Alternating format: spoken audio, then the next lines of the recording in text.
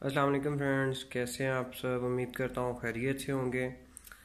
आज हम डिस्कस करते हैं फ्रेंड्स रिफ्यूज़ल के बारे में कि रिफ्यूज़ल वो कौन कौन से मुल्क हैं जिनकी रिफ्यूज़ल ज़्यादा लगती है, और वो कौन कौन से मुल्क हैं कि जिनकी जो रिफ्यूज़ल छोटी छोटी बात पे रिफ्यूज़ल लगा देते हैं। ठीक है, तो आइए बात कर लेते हैं उन मुल्कों के बारे में। तो पहले नंबर पे आ जाता है अमेरिका है, दूसरे नंबर पे कनाडा है। ठीक है, ये दो वो मुल्क हैं जिनका वीज़ा लेना अब पाकिस्तान में बहुत मुश्किल हो गया है।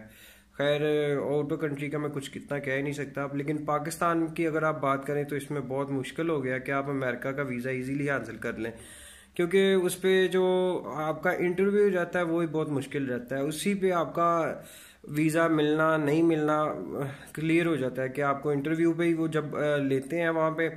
तो जब आप इस्लामाबाद जाते हैं अमेरिका एम्बेसी के लिए, तो वहाँ ही आपका क्लियर हो जाएगा आपके डॉक्यूमेंट्स हैं चाहे पूरे हैं या जितने भी हैं, नो प्रॉब्लम। लेकिन जब वो उन्होंने आपका इंटरव्यू करना है ना, आपके वहाँ पे ही समझ ले पैसे पूरे हो जाने हैं।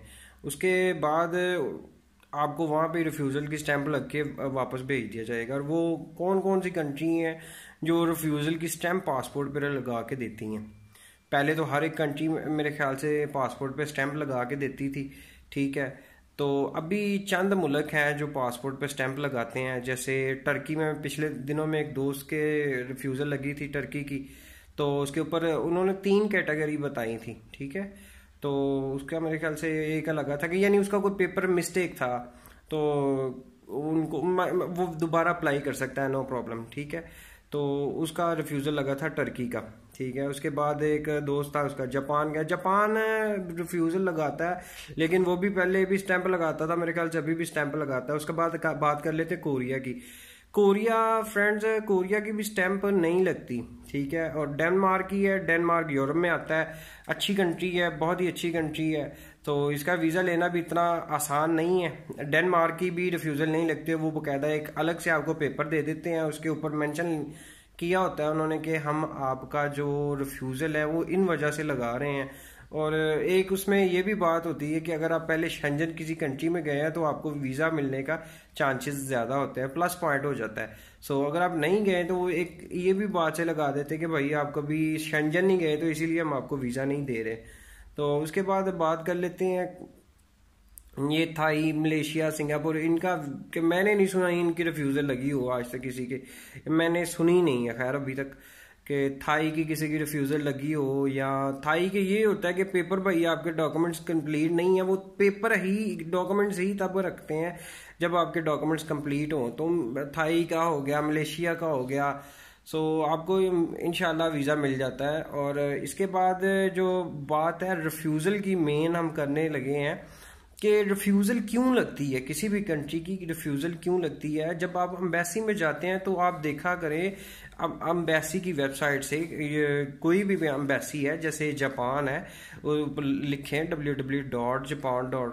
जो भी अम्बेसी की वेबसाइट उन्होंने दी है .इस्लामाबाद कौंसलेट जो भी है, ठीक है, चेक करें उनके क्या क्या डॉक्यूमेंट्स हैं, क्या क्या रिक्वायरमेंट है। थाई की क्या क्या रिक्वायरमेंट है, उसके बाद किसी भी कंट्री की क्या रिक्वायरमेंट है, उसी हिसाब से पेपर लेके जाएं, अगर आप यानी डॉक्यूमेंट्स लेके जाएं अपने, ताकि वो आपके रिफ्यूज़ल के चांसेस नहीं हो। ठीक है, और दूसरी बात यही मैं कहना चाह रहा हूँ कि अगर तो आपकी ट्रैवल हिस्ट्री अच्छी है तो आपको तो रिफ्यूज़ल के बिल्कुल चांसेस नहीं होंगे। तो अगर आपकी ट्रैवल हिस्ट्री नहीं है तो फिर रिफ्यूज़ल के चांसेस होते हैं। अभी एक आपको बात करता हूँ, एक दोस्त गया था जापान, उसको ब्लैंक पासपोर्ट पे जापान का वीज़ा मिला था। जापान ने उसको 2019 के स्टार्ट में ना, या 2018 के लास्ट में जापान ने वीज़ा दिया था ब्लैंक पासपोर्ट पे। ठीक है, वो अल्लाह भला करे, उसने यहाँ से थाई एयरलाइन की टिकट ली और जापान चला गया। जापान जब गया तो जापान इमिग्रेशन वालों ने उसे रोक लिया, और क्योंकि उसका पासपोर्ट देखा पहले, उस पर कोई वीज़ा नहीं, पहले उसने कोई इंटरनेशनल ट्रैवल हिस्ट्री नहीं थी उसकी। तो जापान इमिग्रेशन ने सवाल किया कि भाई आप क्या लेने आए हो, कहते हैं मैं विजिट करना आया हूँ। ठीक है, तो विजिट क्या करोगे यार, बोला मैं स्काई ट्री जाऊंगा, स्काई ट्री ऐसे उसने बताया कि नीकू चला जाऊंगा, यानी शंगोया शंगेई ये इसकी मशहूर जो देखने वाली जगह है वो उसने बताई। ठीक है, वो कहता है ठीक है लेकिन हम आपको एंट्री नहीं देंगे। कहता है क्यों आप मुझे एंट्री नहीं देंगे, मेरा तो वीज़ा लगा है, मुझे वीज़ा मिला है। कहता है नहीं हम आपको एंट्री नहीं दे सकते।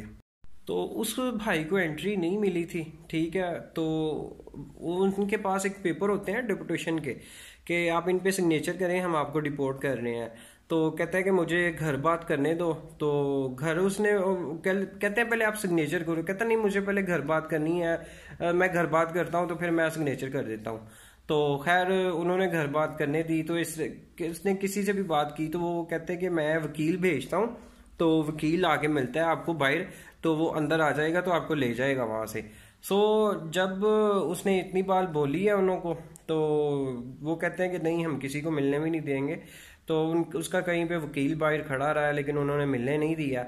और उसके बाद बात कर ली जाए, उस भाई को एंट्री नहीं दी थी उन्होंने, क्योंकि वो कहते हैं कि आपके ब्लैंक पासपोर्ट पे, और ऊपर से उस भाई को इंग्लिश भी नहीं आती थी। इंग्लिश होना ये नहीं कि लाजम ही है, लेकिन कोशिश करें आपको थोड़ी बहुत इंग्लिश आती हो कि अगर कोई बंदा सवाल करे why you come to here, आप क्यों यहाँ पे आए हो, आपको इतना हो कि मैं उसको इंग्लिश में एक जवाब दे सकूँ, यार मैं यहाँ पे टूरिज्म के लिए आया हूँ, आपकी कंट्री देखनी है, मैंने घूमना है और वापस चले जाना है, ठीक है।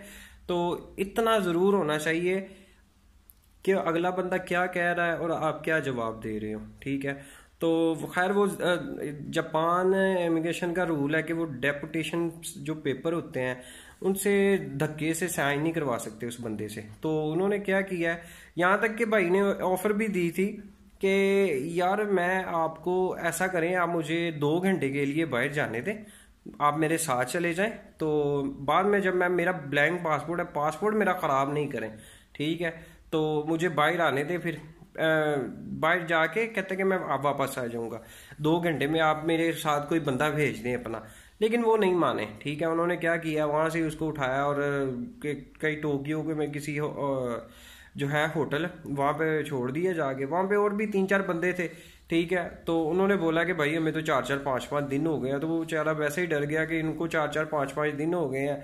तो उसने बोला कि मुझे भूख लगी है, खाना चाहिए। वो कहता है कोई खाना नहीं है, पानी पे गुजारा करो अगर करना है तो, नहीं तो बोलो हम आपको डिप्रेशन पे साइन करवाओ और वापस जाओ।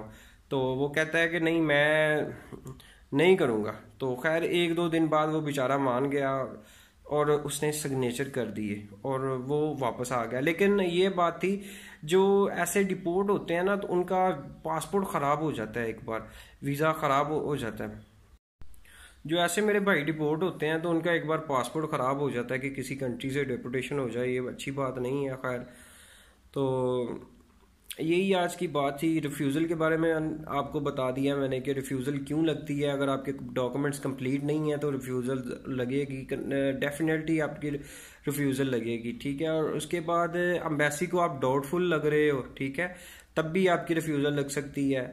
ये 2-3 है कि आपने जब भी एम्बेसी जाना है, एक तो अपने डॉक्यूमेंट्स क्लियर करने हैं और दूसरा आपने डाउटफुल नहीं लगना किसी को। यही है कि आप टूरिस्ट हो, टूरिस्ट जाओगे, टूर करके वापस आ जाओगे अपनी कंट्री में, ठीक है। और दूसरा तो खैर मैंने भाई की एक की स्टोरी थी, वो आपको प्लस पॉइंट मैंने सुना दी है। और उसके बाद लास्ट पे बात है कि जिस भाई ने मुझसे थाई का पूछा था कि भाई थाई 2020 में कैसे वीज़ा दे रही है, थाईलैंड की बात कर रहा हूँ, ठीक है। तो यार मैंने थाईलैंड की वीडियो बनाई है पहले भी एक, तो अब मैं उसका ना डिस्क्रिप्शन में लिंक दे देता हूँ, आप वहाँ पे जाके चेक कर सकते हो। तो उम्मीद है इंशाल्लाह आपको समझ आ गई होगी रिफ्यूज़ल की। और जो थाई का है वो चेक कर सकता है नीचे, इंशाल्लाह मैं अपनी जो इंस्टाग्राम आईडी है उसका भी लिंक दे देता हूँ। वो जो किसी ने कोई क्वेश्चन करना हो तो मैं इंशाल्लाह हाजिर हूँ, मुझसे वहाँ पे कांटेक्ट कर सकता है, ठीक है। अल्लाह।